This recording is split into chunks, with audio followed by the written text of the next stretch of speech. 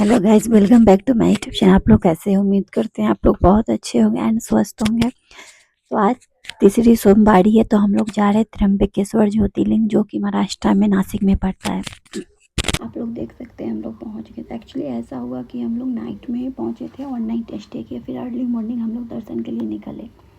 फिर यहाँ आने के बाद एक छोटा सा यहाँ पे नदी है, वहाँ से स्नान करके भगवान शिव का दर्शन करने उसके बाद जाया जाता है। लेकिन हम लोग कपड़ा रूम मतलब होटल में जहाँ स्टे किए थे वहीं रह गया था, इसकी वजह से हम लोग स्नान वगैरह नहीं कर पाए। आप लोगों को बता दूं कि त्र्यंबकेश्वर ज्योतिर्लिंग में ब्रह्मा विष्णु महेश तीनों ही विराजित है। यही इस ज्योतिर्लिंग की सबसे बड़ी विशेषता है कि अन्य सभी ज्योतिर्लिंग में केवल भगवान शिव ही विराजित है।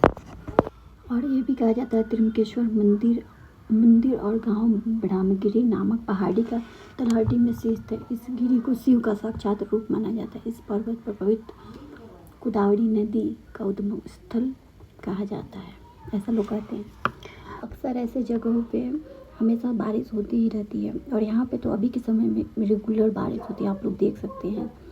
और चारों मतलब ऐसे दोपहर के टाइम में भी ऐसे ही यही सीन रहता है। और चलिए इसके बारे में कुछ बताती हूँ आपको, जहाँ तक मुझे पता है। गोदावरी नदी के किनारे स्थित त्र्यंबकेश्वर मंदिर काले पत्थरों से बना है। मंदिर का स्थापना अद्भुत है। इस मंदिर के पास कोसी कलश पर शांति त्रिपुटी। आप लोग देख सकते हैं हम लोग नदी के पास जा रहे हैं। मंदिर से कुछ दूरी पे वो नदी है, जो कि भक्त लोग आते हैं तो पहले वहाँ से स्नान करने के बाद ही वहाँ पे दर्शन करने जाते हैं। तो हम लोग ऐसा हुआ ना कि हम लोग ऐसे नहीं लगेज लेकर आए, क्योंकि हम लोग सोचे कि यहाँ बारिश हो रही है और फिर नहाने वहाने का मतलब कैसे क्या होगा। तो फिर तो आप लोग देख सकते हैं हम लोग नदी के पास पहुँच सकते हैं। कुसावत कुंड, इस कुंड का नाम है कुसावत कुंड। यहाँ का पानी बहुत पवित्र होता है और यहाँ स्नान करने से व्यक्ति का पाप धुल जाते हैं। इस कुंड में स्नान करने से भक्तों को दिव्य आशीर्वाद प्राप्त होता है और उनकी मनोकामना पूरी होती है। ऐसा धार्मिक स्थान है। आप किसी भी समय कुसावत कुंड में स्नान कर सकते हैं, लेकिन कुंभ स्नान जैसे शुभ अवसर पर शैव अखाड़ों यहाँ शाही स्नान करते हैं, ऐसा वहाँ के लोग बोलते हैं।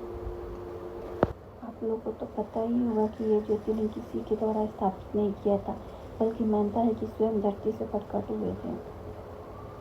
और ये भी अंदर का मंदिर में छोटे से गड्ढे में से 3 लिंग ब्रह्मा विष्णु और महेश का प्रतिनिधि करते हैं, जो त्र्यंबकेश्वर की प्रमुख विशेषता है।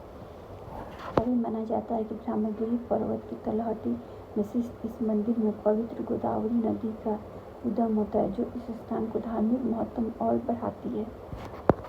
इस मंदिर में कलशव दोष से मुक्ति पाने के लिए एक पवित्र स्थल माना जाता है और यहाँ विशेष पूजाएं की जाती है।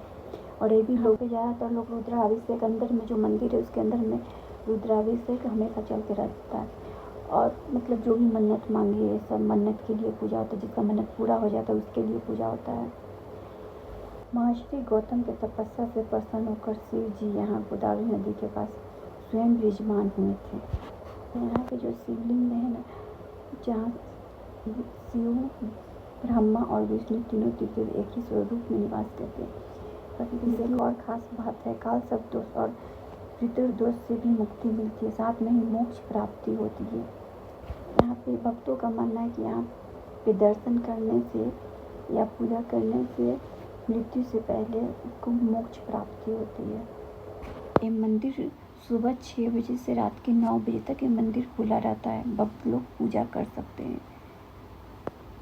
इस मंदिर में एक और ख़ास बात है कि इसमें VIP दर्शन भी होता है, जो कि VIP दर्शन में भी 2-3 घंटे लाइन में तो लगने ही पड़ते हैं।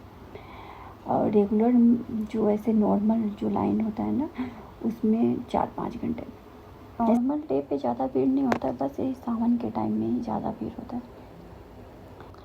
मुझे पता है मेरा ब्लॉग आप लोग को अच्छा नहीं लगता होगा, क्योंकि मैं बहुत धीरे बोलती हूँ, लेकिन खैर कोई नहीं, फिर भी मैं ब्लॉग बनाती ही रहूँगी। शायद आगे चल के मेरी आवाज़ तो आज फ्रेश हो जाए, कोई नहीं। ऐसे तो मैं रेगुलर ब्लॉग बनाती नहीं, लेकिन हाँ कभी खाली ब्लॉग डालूँगी, लेकिन हाँ ब्लॉग तो डालूँगी। मेरा ऐसा मानना है कि जिस इंसान से जो काम ना हो पाए वो काम ज़रूर करना चाहिए, उससे डर ख़त्म होता है और उससे हिम्मत भी मिलती है।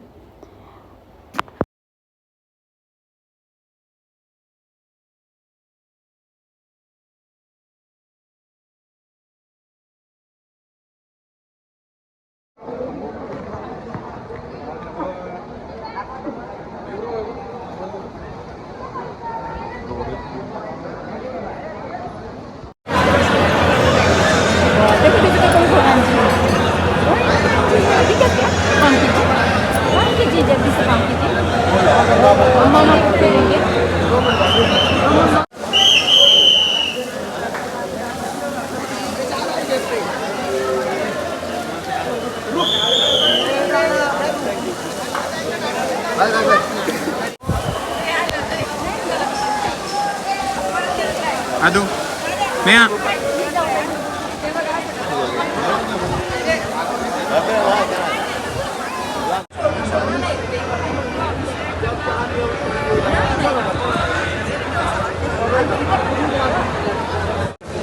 उनको ले देने को इसलिए लेते नहीं इसलिए